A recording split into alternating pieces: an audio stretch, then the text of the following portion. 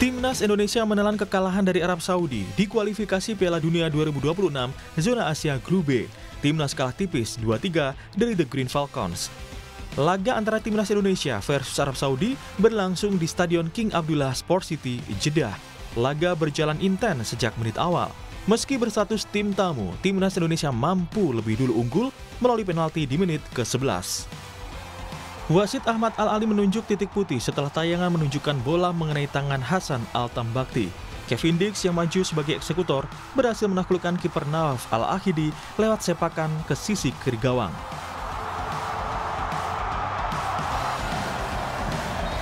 Namun, keunggulan timnas tak bertahan lama. Arab Saudi mampu menyamakan kedudukan di menit ke-17 melalui gol Saleh Abu Al-Samad. Skor pun berubah menjadi 1-1.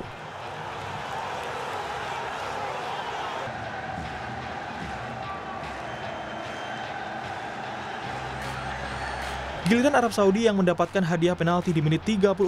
Wasit menunjuk titik putih usai meninjau VAR dan memutuskan Yaakob Sayuri melakukan pelanggaran terhadap pemain Arab Saudi. Di menit ke-36 Arab Saudi berbalik unggul melalui gol penalti Feras Al-Brikan. Tim tuan rumah memimpin 2-1 di akhir babak pertama.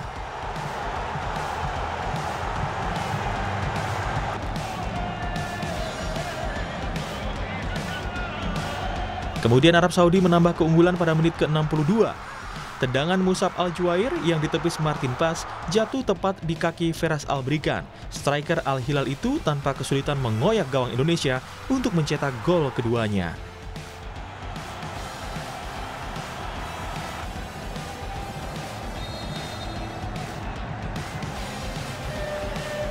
Timnas Indonesia mampu memperkecil ketertinggalan. Indonesia kembali mendapat penalti di menit ke-87 setelah bola mengenai tangan pemain Arab Saudi saat berebut bola dengan Ole Romeni di kotak terlarang. Kevin Dix kembali menjadi algojo penalti Indonesia. Dia sukses menyerangkan bola ke gawang dan mengubah skor menjadi 3-2 masih untuk keunggulan Arab Saudi. Skor 2-3 kontra Arab Saudi tidak berubah hingga peluit panjang dibunyikan oleh wasit. Usai pertandingan, pelatih Timnas Indonesia Patrick Kluivert menilai timnya kehilangan kendali permainan setelah mencetak gol pertama. Ia menyoroti celah di lini tengah yang dimanfaatkan lawan untuk membalikkan keadaan.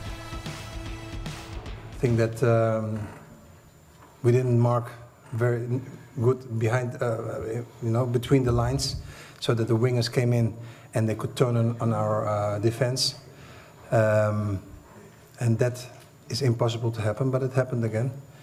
And I think that